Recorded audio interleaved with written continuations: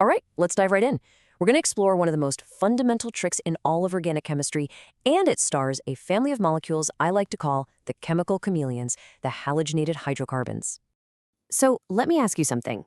Think about a simple hydrocarbon, like methane. It's pretty stable, pretty happy just being itself. But what if you want to build something more complicated? You've got a problem. How do you convince a molecule that doesn't want to react to, actually do something? And the answer, it turns out, is brilliantly simple. You just add a halogen. That's it. That one simple swap, yanking off a hydrogen and sticking on a fluorine, a chlorine, a bromine, or an iodine, it just flips a chemical switch. It turns a boring, stable molecule into a reactive hub, a perfect launchpad for building something.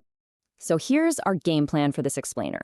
First, we'll get to know these molecules. Then, we'll see how they're made.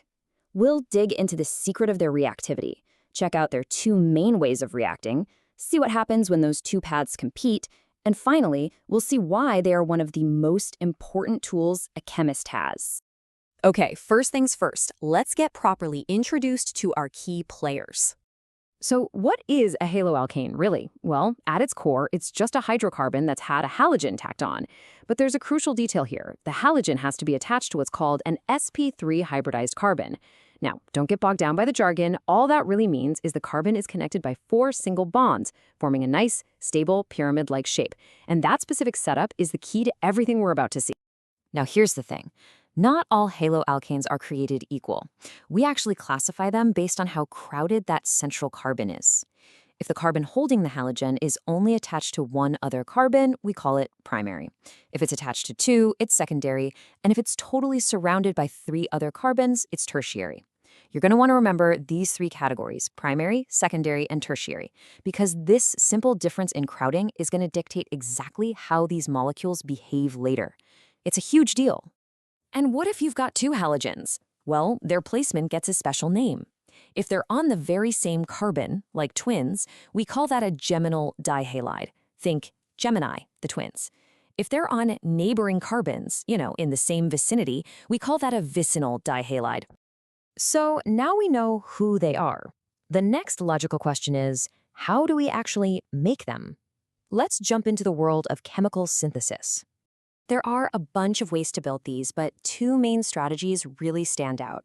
First, you can start with an alcohol. That OH group is what we call a good leaving group, which is just a fancy way of saying it's easy to kick off and replace with a halogen. The second method is a clever little trade-off called halogen exchange, where you take a haloalkane you already have and just swap its current halogen for a different one. And this right here is a fantastic example of that halogen exchange method. It's called the Schwarz reaction, and it's the absolute go-to for making alkyl fluorides. Fluorine chemistry can be notoriously difficult, but this reaction provides a really elegant way to do the swap. It's like having a specialized wrench for one very specific, very important bolt. Okay, so we know what they are, and we know how to make them. But why are they so reactive? What's the secret? Well, it all comes down to their personality, or more accurately, their polarity. This simple little diagram, this is the key to everything. Halogens are incredibly electron-hungry. In that carbon-halogen bond, the halogen is constantly pulling the shared electrons toward itself. Like a game of tug-of-war, it's always winning. This gives the halogen a slight negative charge, but more importantly, it leaves the carbon with a slight positive charge.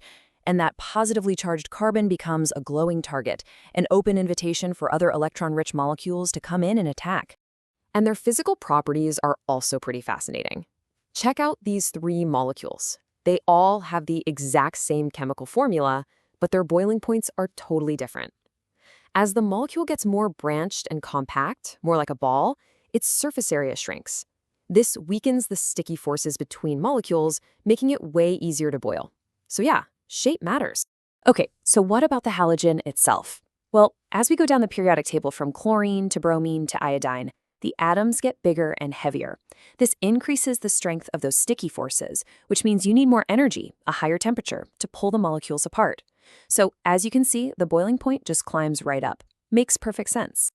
All right, it's time for the main event. That positively charged carbon we just talked about makes haloalkanes perfect targets for something called nucleophilic substitution. Okay, big words, I know, but let's break it down. A nucleophile is just a molecule that loves positive charges, and substitution just means it's going to swap places with the halogen. Simple as that. Now, there are two main ways this swap can happen.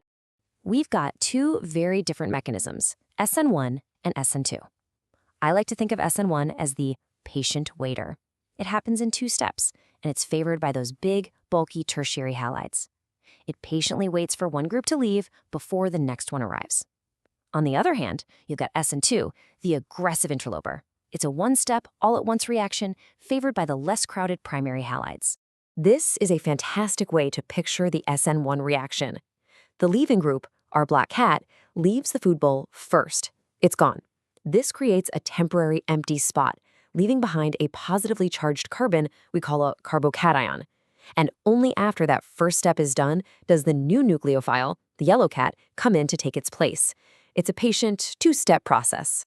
And this shows the SN2 path perfectly. There is no waiting around here. The incoming nucleophile, our strong yellow cat, attacks from the back and literally kicks the other cat out, all in one swift, coordinated motion. It's a direct displacement. So, the big takeaway is SN1 is a two-step dance, while SN2 is a one-step shove. But wait, it gets even more interesting. Substitution isn't the only game in town. Sometimes a molecule might choose to just eliminate the halogen in a nearby hydrogen instead, which forms a double bond. And this sets up a competition, a chemical showdown. This slide sums up that battle perfectly. Remember our primary, secondary, and tertiary halides? Well, for a primary one, the backside is wide open for that SN2 attack, so substitution usually wins. But as you move to those super crowded tertiary halides, a backside attack is pretty much impossible, so elimination becomes the easier preferred path. This is how a chemist actually controls the outcome. If you want substitution, you pick a primary halide. If you want elimination, you pick a tertiary one. So, when elimination does happen, how do we predict the product? We use Seitzeff's rule. The rule just says that you'll almost always form the most stable alkene possible, which is usually the one with the most carbon groups attached to the double bond. You can think of it as the rich get richer principle for chemical stability. So we've seen their structure, their synthesis, and their reactivity. Let's bring it all home and talk about why all of this makes haloalkanes one of the most powerful tools in a chemist's entire toolkit. This slide shows one of the most spectacular, game-changing reactions in all of chemistry. You take a haloalkane, react it with some magnesium metal, and you create something called a Grignard reagent. Now here's the magic. Remember how the carbon in the haloalkane was partially positive? The Grignard reaction completely flips its personality, making that carbon strongly negative and turning it into a powerhouse attacker, a supernucleophile. This allows it to form new carbon-carbon bonds, which is the absolute holy grail of organic synthesis. It's how chemists build complex drugs and advanced materials from simple little pieces. So, that's the power of the chemical chameleon. By just adding a halogen, we install a reactive handle onto an otherwise unreactive molecule. This lets us substitute, eliminate, and transform it in predictable and powerful ways. Haloalkanes aren't just another family of molecules. They are the master keys that unlock the entire world of chemical construction. Which leaves us with one final thought. If these are the bricks, what amazing structures are we going to build next?